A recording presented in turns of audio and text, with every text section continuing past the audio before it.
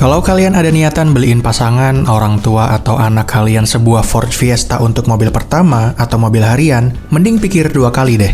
Atau kalian yang pengen beli untuk diri sendiri, untuk dipakai kerja, tapi kalian bukan orang yang suka merawat mobil, itu juga mending mikir 2 kali. Karena Ford Fiesta ini adalah mobil yang diciptakan untuk mereka yang suka merawat mobil. Kenapa bisa demikian? Mari kita bahas.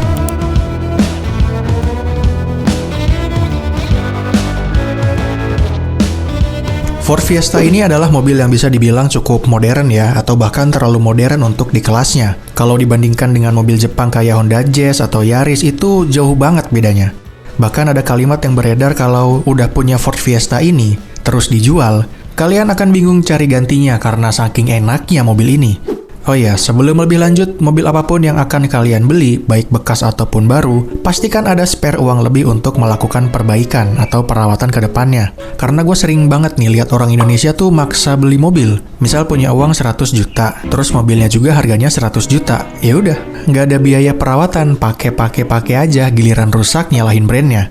Ya minimal adalah spare 20-30% dari harga mobil untuk jaga-jaga, perawatan, dan perbaikannya. Yuk lanjut.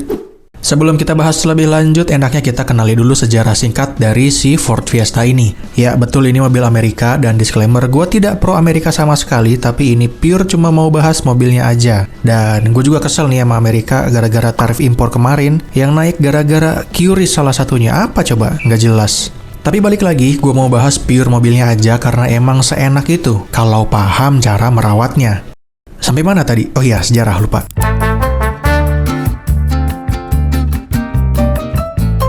Ford Fiesta ini udah lumayan banyak generasinya, ada 7, dimulai dari tahun 1976 dengan desain yang mengotak-kotak khas di zamannya. Lalu di generasi kedua dan ketiga juga desainnya kurang lebih sama, cuman agak sedikit membulat aja.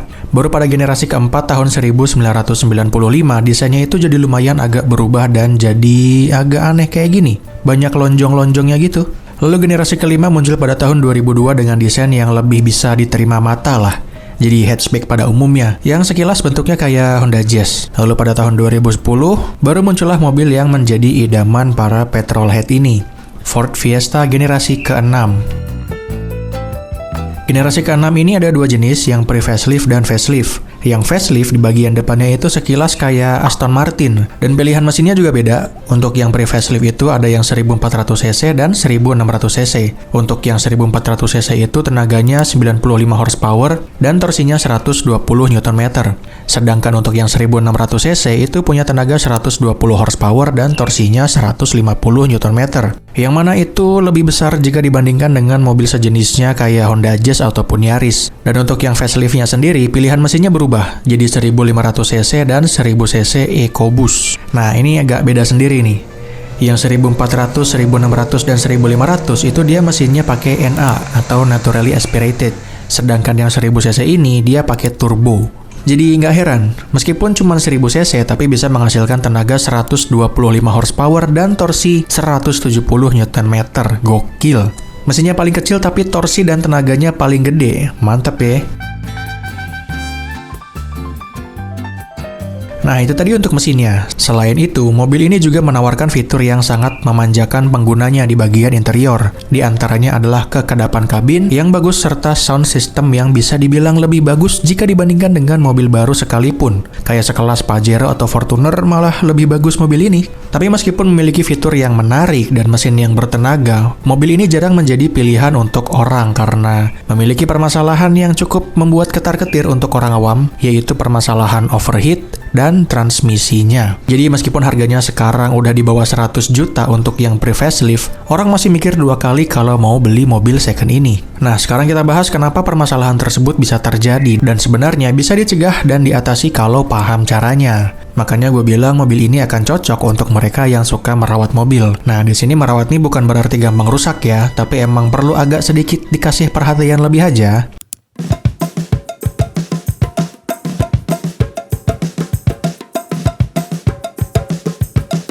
Yang pertama, soal isu overheat. Betul, mobil ini memiliki isu overheat yang mirip-mirip kayak mobil Eropa lah. Karena cuaca di Indonesia kan agak spesial ya. Tapi hal ini bisa diatasi dan dicegah dengan penggunaan coolant yang sesuai.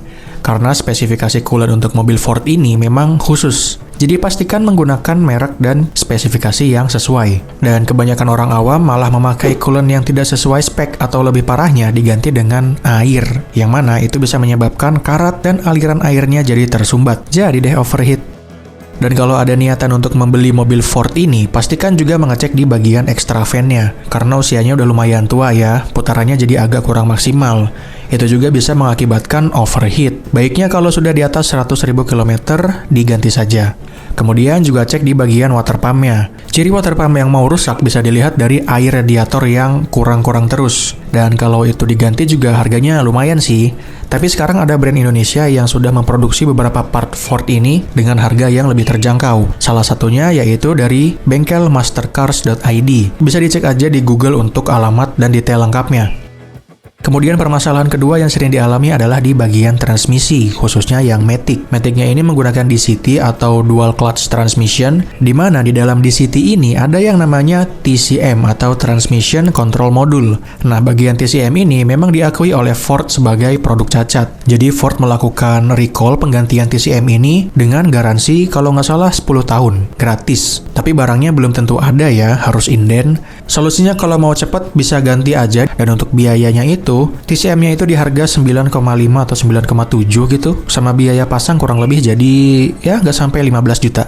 Permasalahan pada TCM ini bisa mengakibatkan beberapa kerusakan pada mobil. Misalkan mogok, susah ganti gigi, atau nyentak-nyentak gitu. Tapi kalau yang manual sih aman ya. Jadi kalau mau perawatannya yang lebih mudah dan gak ribet, bisa pilih Ford Fiesta yang manual aja. Kalau yang punya Matic dan TCM-nya itu belum bermasalah, kalian juga harus rajin bersihin sih transmisinya ini. Dan kalau bisa, kalau emang ada niatan membeli mobil ini, pastikan sudah ada kenalan bengkel spesialis Ford ya. Atau minimal join komunitasnya. Karena bengkel biasa kadang itu bisa benerin tapi nggak jangka panjang gitu loh. Masih suka muncul lagi permasalahannya. Selain dua hal itu, transmisi dan sistem pendinginan perlu juga diperhatikan soal penggunaan aki. Nah, ini kuncinya Ford sih, karena Ford itu akinya khusus dan ampere yang digunakan tuh cukup gede. Untuk Ford Fiesta ini sekitar 62 ampere, bahkan untuk yang EcoBoost itu pakai yang 80 ampere. Dan kalau ada yang bilang, ribet banget, ya sesuai lah dengan apa yang didapatkan, apalagi kalau yang EcoBoost, mobilnya kenceng 1000 cc, dan mesin 1000 cc ini tuh yang mendapatkan penghargaan Engine of the Year sebanyak 3 kali. Jadi wajar lah perawatannya segitu, dan ingat, ini bukan LCGC, jadi jangan disamakan.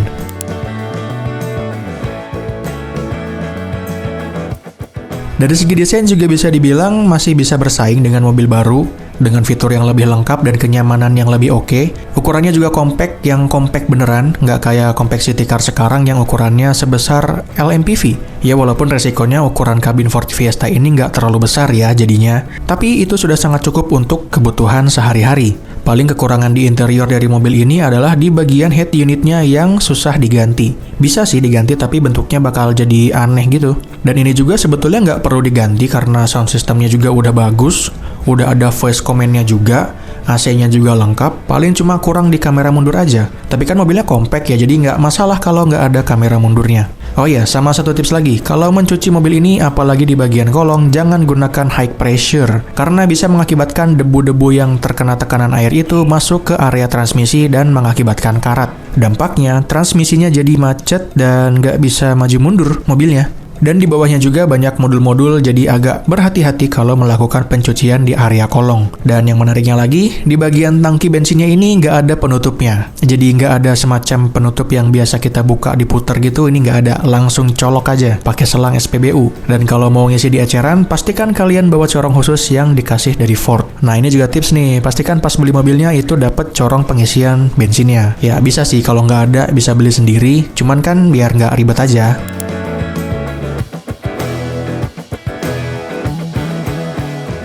Kesimpulannya, sekali lagi, mobil ini cocok untuk siapa? Mobil ini cocok untuk mereka yang suka ngulik mobil.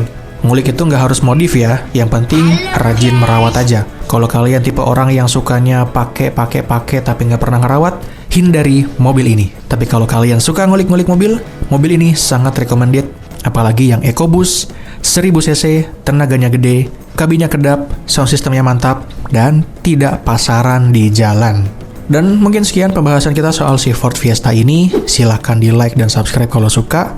Dan silakan komentar jika ada kesalahan dalam penyampaian atau ada pengalaman mengenai mobil ini. Terima kasih telah menonton, sampai jumpa di video selanjutnya.